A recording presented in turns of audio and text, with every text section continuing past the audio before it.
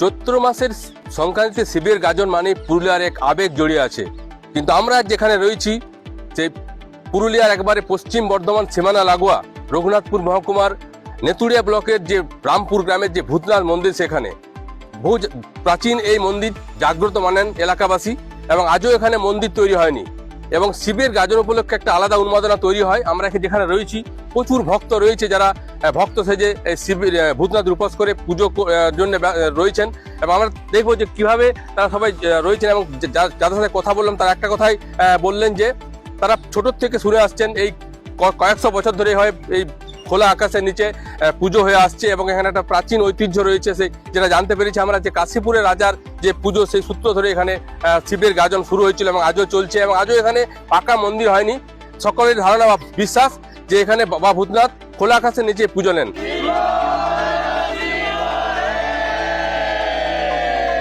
পুরুলিয়ায় শিবের গাজন মানেই এক আলাদা আবেগ। চৈত্র মাসের সংক্রান্তি থেকে শুরু হয়ে দফায় দফায় জেলার বিভিন্ন প্রান্তে গাজন চলতে থাকে।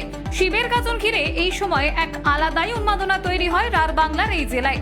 পুরুলিয়া রঘুনাথপুর মহকুমার নিতুড়িয়া থানার পশ্চিম বর্ধমান সীমানা লাগোয়া গ্রাম রামপুরে প্রাচীনকাল থেকেই হয়ে আসছে গাজন।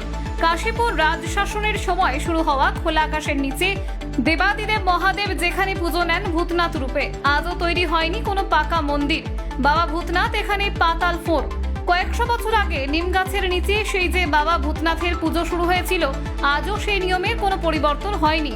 নিম গাছ প্রাচীন হয়েছে, ভেঙে মাটিতে নুইয়ে পড়েছে, তবুও সেই শুকনো নিম গাছের গোড়ালিতেই উন্মুক্ত অবস্থায় পুজো নিয়ে আসছেন বাবা। আজও এখানে পাকা মন্দির তৈরি হয়নি। ভক্তদের বিশ্বাস, খোলা আকাশের নিচে গাছগাছালি দিয়ে ঘেরা পরিবেশেই বাবা ভূতনাথের পছন্দের জায়গা, তাই এখানে পাকা মন্দির তৈরি করা হয়নি। প্রতি বছরই এখানে গাজন উপলক্ষে এক আলাদা পরিবেশ তৈরি হয়। আশেপাশের ভক্তরা উপোস রেখে গাজন পালন করে থাকেন। সকাল থেকে বাবা ভূতনাথকে নিয়ে গ্রাম পরিদর্শনে বের হন ভক্তরা, সাথে থাকেন পুরোহিত। বাড়ি বাড়ি গিয়ে বিশেষ পুজো নেন বাবা ভূতনাথ। সন্ধ্যায় অনুষ্ঠিত হয় গাজন। এই নিয়মের আজও কোনো পরিবর্তন হয়নি রামপুর গ্রামে। এলাকার মানুষ বাবাকে অত্যন্ত জাগ্রত বলে মনে করেন। যে যা মানত করেন বাবা তা পূরণ করেন বলেই ভক্তদের বিশ্বাস। শহর থেকে গ্রাম বিভিন্ন প্রান্তে যখন তৈরি হচ্ছে সাজানো গোছানো ঝাঁ চকচকে শিবের মন্দির, তখন আদিকাল থেকেই খোলা আকাশের নিচে প্রাচীন সেই নিম গাছের নিচেই পুজো নিয়ে আসছেন বাবা ভূতনাথ। রামপুর গ্রামের ভূতনাথ বাবা তাই এক আলাদাই আবেগ এলাকায়, আর সেই আবেগ প্রকাশ পায় গাজন উৎসবে।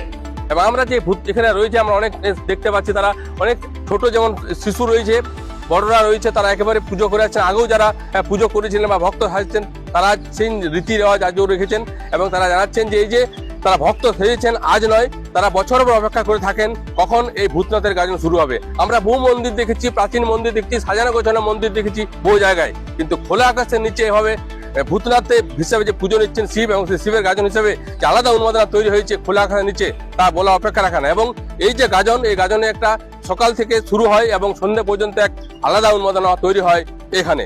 পুরুলিয়া রামপুর গ্রাম থেকে বুদ্ধদেব পাত্র, জাজবাত 24 বাংলা। আমরা রামপুরের বাসিন্দা। এখানে শিব মন্দির মোটামুটি প্রায় 200 থেকে 300 বছরের পুরনো। আমাদের বাপ ঠাকুরদাদারা একই রকম ভাবে দেখে আসছে। এখানে আমাদের অনেকেই মন্দির করার চেষ্টা করেছিল, কিন্তু মন্দির করতে পারেনি। মন্দির হয়েও ছিল, এবং প্রাকৃতিক দুর্যোগ কারণে মন্দির বাবা ভূতনাথের ইয়েতে আর মন্দির থাকতে দেয়নি। সুতরাং এই জঙ্গলের মধ্যেই আমাদের এখানে মন্দিরের শিবের পুজো হয়। আমরাও মোটামুটি 1 বছর ধরে অপেক্ষা করে থাকি এখানকে শিব পূজা করার জন্য। এইভাবেই আজ প্রায় আমাদের দাদু ঠাকুর দাদার আমল থেকে আমরা একই রকম ভাবে শুনে আসছি, পুজো হয়ে আসছে। খুব দারুণ অনুভূতি হয়। আমরা মোটামুটি বছর দিনের অপেক্ষায় বসে থাকি। এখানে অনেকেই ভক্ত, এখানে প্রায় অনেক ভক্ত এখানে এই 1 বছরের অপেক্ষা করে বসে থাকে। দুর্গাদাস গড়ায় মানে আমরা যেটা শুনেছি, মানে আমরা দেখিনি, তো বাপ দাদুরা বলছে যে রাজার আমল থেকে, কাশীপুর রাজার আমল থেকেই, তখন থেকে উৎপত্তি কয়েকশো বছর। গাছ এইটা নিম গাছ ছিল, আমাদের বাপ দাদুরা বলেছে, এমনিই আমরা দেখিয়েছি। কত যে পুরনো ওঠে তার কোনো ঠিক নেই, এইভাবেই চলে আসছে। গাজন ইয়ার আগে চড়ক হইতো, কাপ হইতো, নানা রকম ইয়া। এখন এই গাজন হয়, তারপর রাতে গ্রামে ঘোরা হয়, দিনে গ্রামে ঘোরা হয়।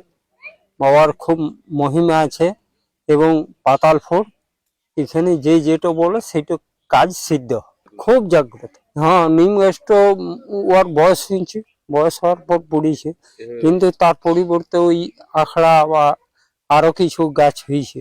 না, মন্দির আজ পর্যন্ত কেউ পারে নাই করতে। মন্দির বাবার ইয়ে আছে যে আমরা জঙ্গলে থাকবো, আমি জঙ্গলে থেকেই আমি পূজা নেবো, আমার কোনো মন্দিরের দরকার নেই, কোনো ঘরের দরকার নেই, এইভাবে পূজা নিয়ে আসছি। আমার নাম ভূতনাথ পরামানিক।